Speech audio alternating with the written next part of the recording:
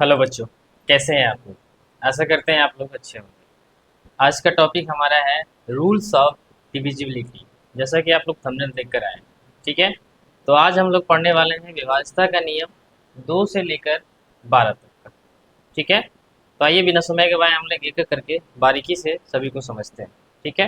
क्योंकि ये सबसे इम्पोर्टेंट टॉपिक है आपके पूरे चैप्टर का, क्योंकि हर चैप्टर से ये रिलेटेड है, हर जगह आपको ये काम देगा, ठीक है। तो इसलिए इसको बारीकी से समझना है, ध्यानपूर्वक समझना है, ठीक है। सबसे पहले आपका दो से विभाज्यता का नियम, ठीक है। तो पहला नंबर हम लोग देखते हैं, दो से विभाज्यता का नियम।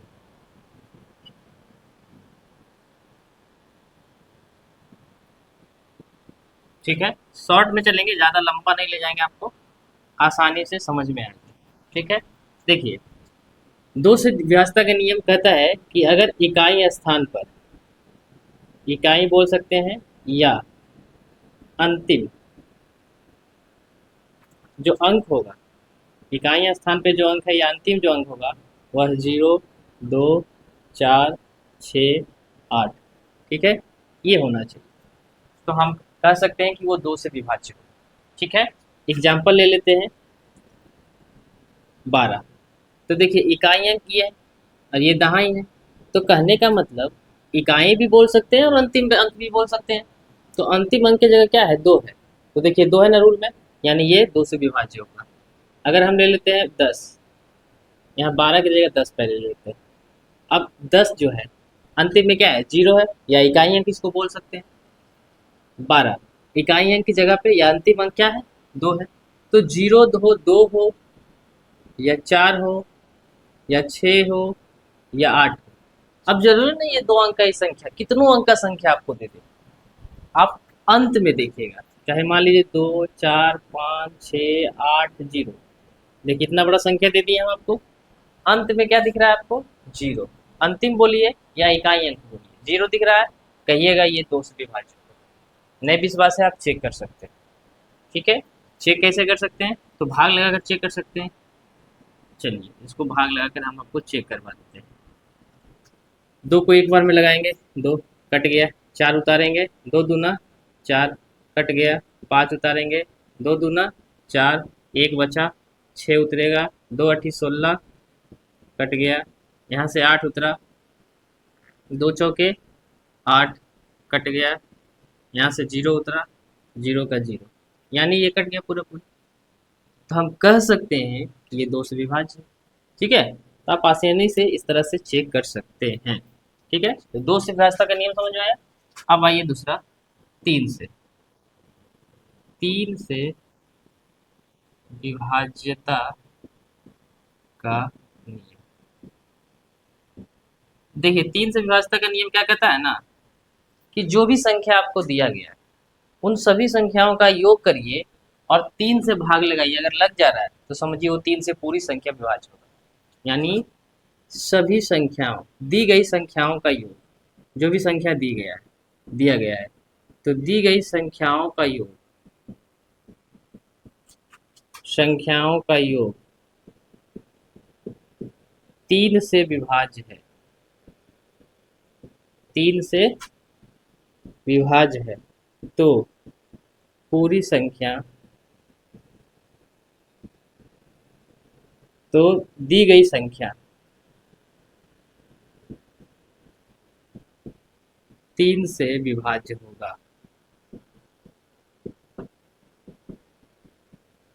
अब देखिए एग्जाम्पल से समझिए कैसे। जैसे मान लीजिए कोई एग्जाम्पल हम ले लेते हैं, ठीक है।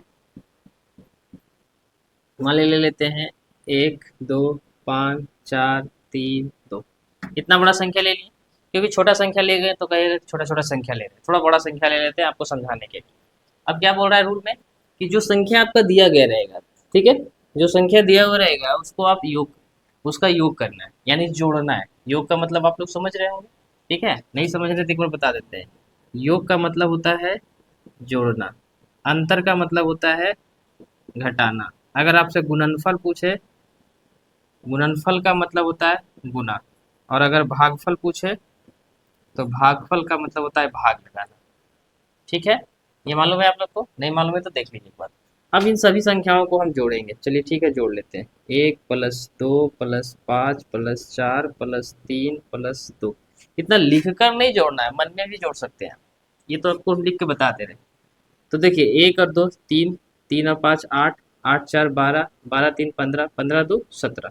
जोड़ने पे कितना आ रहा है? 17 आ रहा है। 17 क्या 3 से कटेगा? 3 से विभाज्य होगा? नहीं होगा, यानी ये भी संख्या हमारा 3 से विभाज्य नहीं होगा। कोई और संख्या लेते हैं, ये देखते हैं। इस यहीं पे जोड़ लेते हैं। 2 1 3, 3 4 7, 7 5 12, 12 6 18।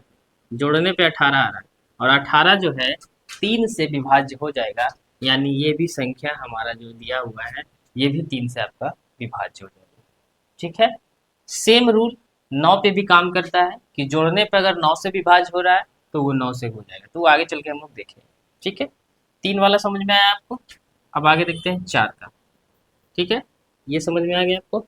चलिए, अब 4 से डिविजिबल का रूल देखते हैं हम लोग।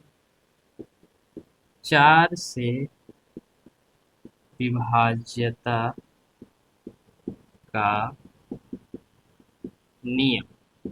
ठीक है, 4 से विभाज्यता का नियम क्या कहता है कि अंतिम के दो अंक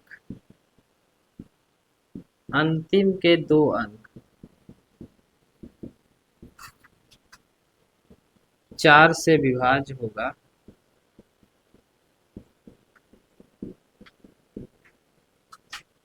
या अंतिम 2 अंक 0 हो तो पूरी संख्या जो दिया रहेगा, पूरी संख्या 4 से विभाज्य होगा। 4 से विभाज्य होगा। एग्जाम्पल में समझिए, जैसे एग्जाम्पल हम ले लेते हैं 100। तो यहाँ पे रूल में क्या बोल रहा है कि अंतिम का 2 अंक 4 से विभाज्य होना चाहिए। तो वो पूरी संख्या जो है 4 से कट जाएगा, विभाज्य हो जाएगा।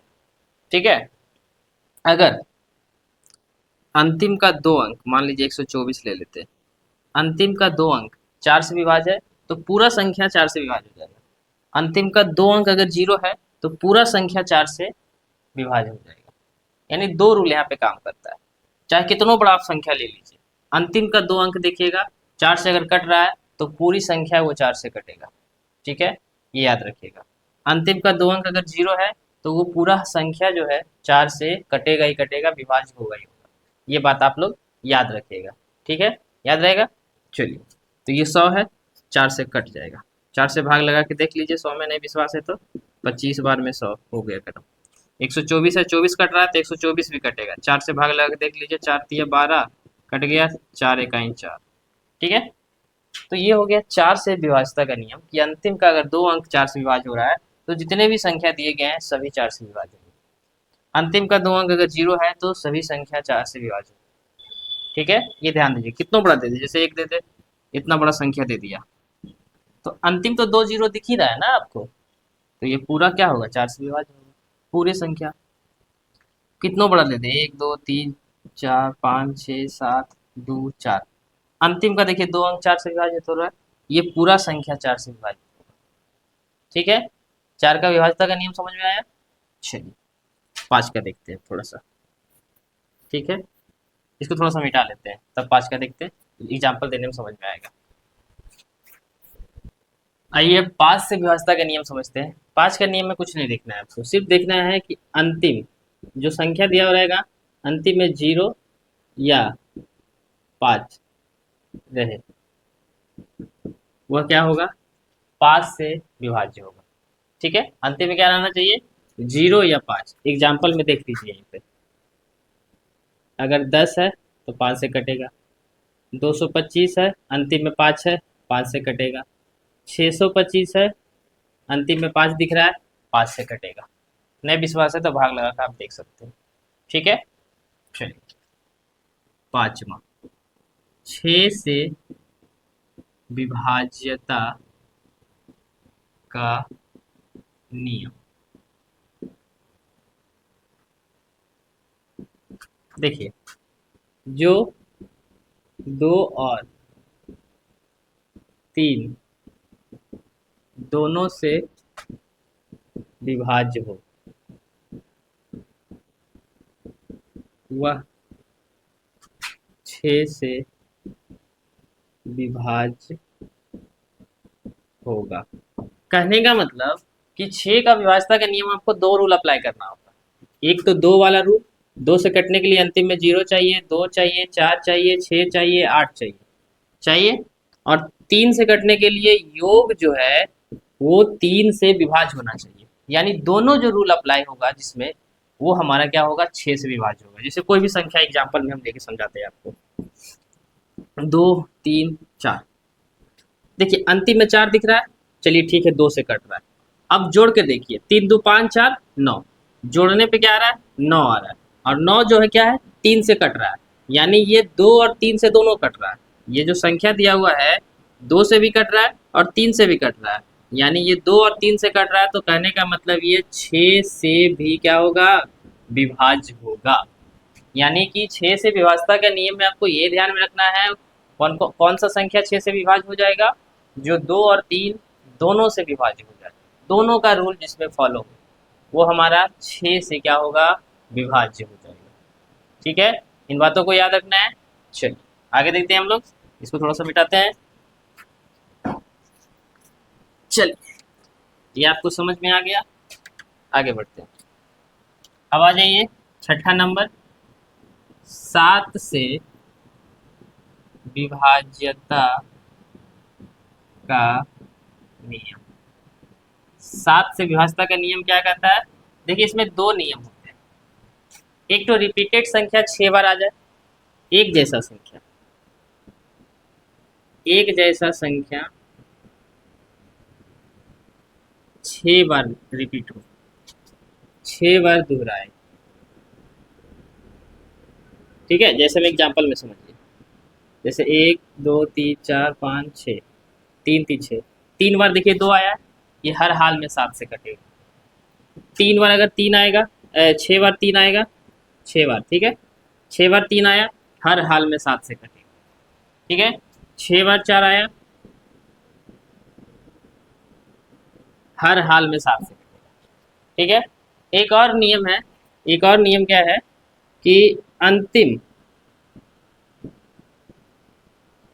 अंतिम संख्या को दुगना करके शेष संख्या में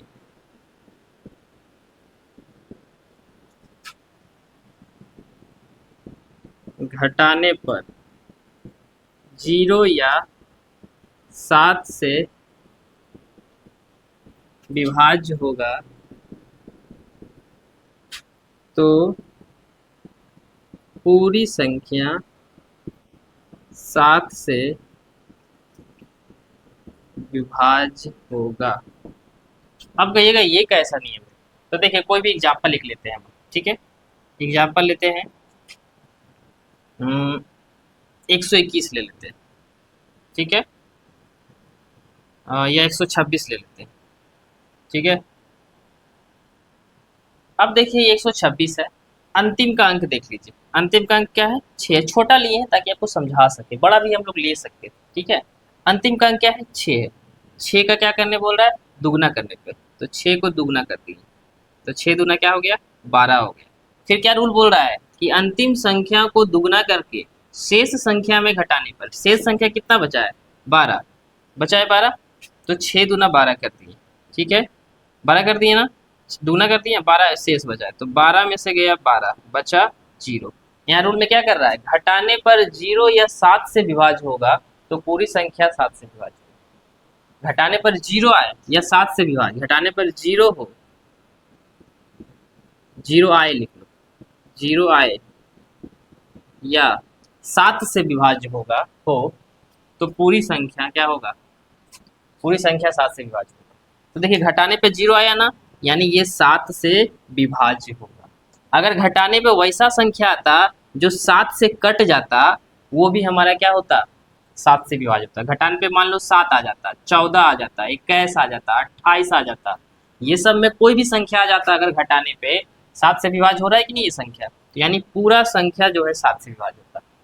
तो इसमें 2 रूल है, दोनों आप याद कर लीजिएगा, आपके लिए फायदेमंद है। ठीक है, इसको नोट कर सकते हैं, इसको मिटाते हैं, फिर आगे का देखते हैं। 8 9 10 11 12। ठीक, अब देखिए 8 से विभाज्यता का नियम समझिएगा इसको। तो 8 से विभाज्यता का नियम भी आसान है, सिंपल है। क्या देखना है आपको, अंतिम के अंतिम के 3 अंकों से बनी संख्या 8 से विभाज्य हो तो पूरी संख्या 8 से विभाज्य होगी। एक और रूल है, एक और रूल है, और अंतिम के 3 अंक शून्य हो, यानी अंतिम के 3 शून्य हो, अंतिम में के 3 अंक शून्य हो, वो भी हमारा क्या होगा, 8 से विभाज्य होगा। जैसे मैं एग्जाम्पल एक ले लेते हैं, आपको एग्जाम्पल लेकर आपको हम समझाते हैं। 6144, एक एग्जाम्पल मेरे दिमाग में है। एक और ले लेते हैं 1000। ठीक है, तो अंतिम का 3 अंकों से बड़ा संख्या कितना आया, 144। क्या 144 8 से कट रहा है, 8 इकाई 8, बच गया 6, अठी अठी 64। यानी अंतिम के 3 अंकों से बनी संख्या 8 से विभाज्य हो रहा है, यानी ये पूरा जो है 8 से क्या होगा, विभाज्य होगा। ठीक है, समझ में आ रहा है, तो ये पूरा संख्या 8 से ये विभाज्य होगा। अंतिम का 3 अंक क्या है, शून्य है, 0 है, यानी ये पूरा संख्या जो है 8 से क्या होगा, विभाज्य होगा। 8 से क्या होगा, विभाज्य। ठीक है, चलिए, तो 8 से वाला रूल देख लिए, 9 से देख लेते हैं एक बार। 8वां नंबर, 9 से विभाज्यता का नियम, ये और भी आसान है। जिस तरह से 3 का नियम पढ़े थे ना आप, उसी तरह ये भी है। संख्याओं का योग, जो भी संख्या दिया रहेगा, संख्याओं का योग 9 से विभाज्य है तो पूरी संख्या 9 से विभाज्य होगी, ये याद रखिए। अगर 9 से विभाज्यता का नियम आपको याद रखना है तो 3 वाला याद रखिए, 9 वाला भी याद हो जाएगा। कहने का मतलब कि संख्याओं का योग करिए, 3 से विभाज्य हो रहा है तो पूरा संख्या 3 से विभाज्य होगा। संख्याओं का योग करिए, 9 से विभाज्य हो रहा है तो पूरा संख्या 9 से विभाज्य होगा। ठीक है, तो ये बातें याद रखना है। तो एग्जाम्पल में कुछ भी ले सकते हैं आप लोग, कुछ भी ले सकते हैं जो 9 से विभाज्य, जैसे 144 है, तो 144 को जोड़िए, 4 1 5 4 9, जोड़ने पे क्या आ रहा है, 9, जोड़ने पे 9 आ रहा है, 9 से विभाज्य है, यानी कि 144 जो है वो 9 से विभाज्य होगा। ठीक है, तो ये बातें याद रखिएगा। आगे 9 नंबर, 10 से विभाज्यता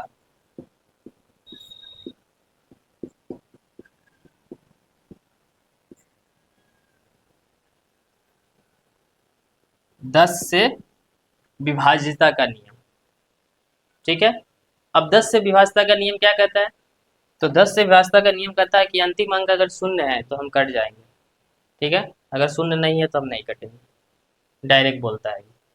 कुछ संख्या ले लीजिए आप, अंतिम अगर शून्य नहीं है तो वो 10 से नहीं कटेगा। तो सिंपल याद रखिएगा, अंतिम बोले या इकाई बोले एक ही बात है। ठीक है, तो अंतिम का अंक शून्य हो वह पूरी संख्या क्या होगी, 10 से विभाज्य होगी।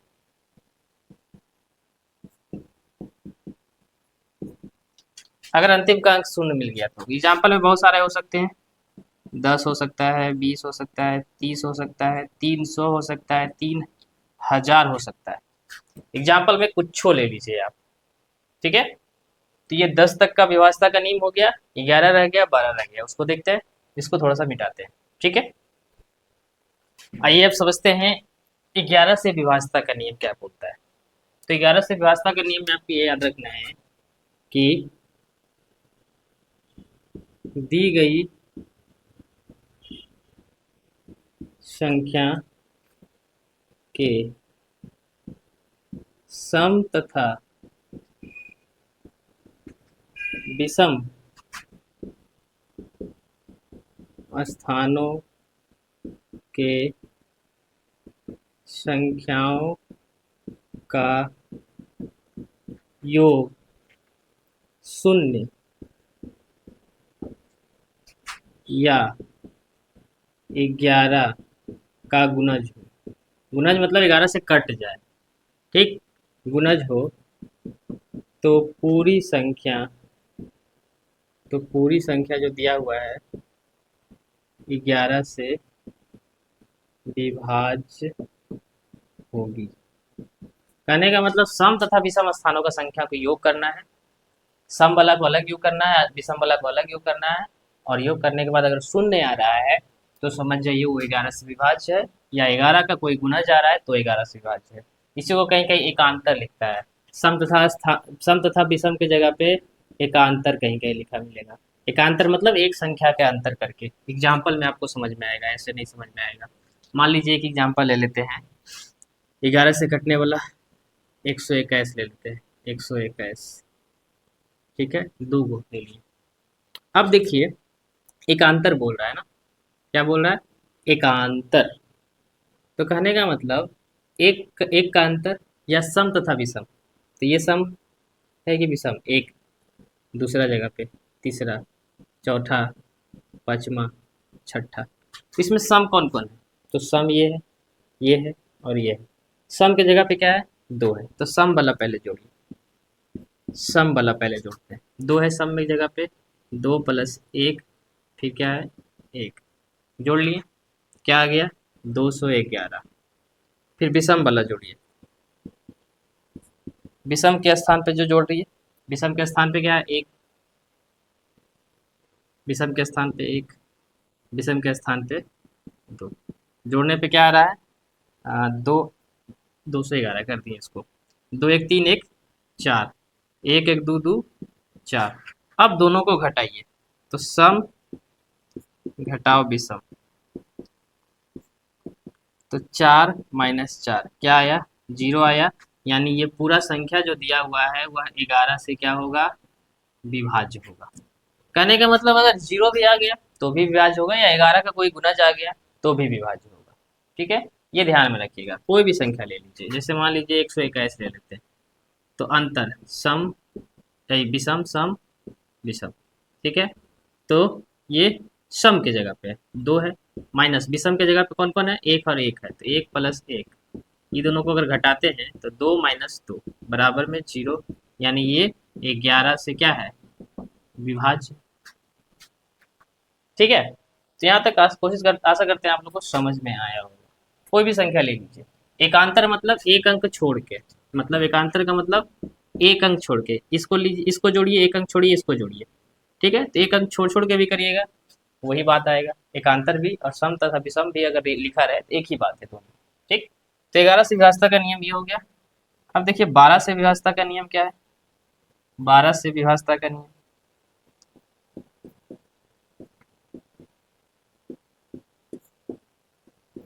12 से विभाज्यता का नियम सिंपल है, रिपीट हो रहा है ये सब। देखिए ना, 12 जो है, 12 से विभाज्यता का नियम वही होगा जो 4 और 3, 3 व 3 और 4 से विभाज्य है तो पूरी संख्या 12 से विभाज्य होगी। कहने का मतलब 3 और 4 दोनों से विभाज्य है, तो 3 और 4 दोनों से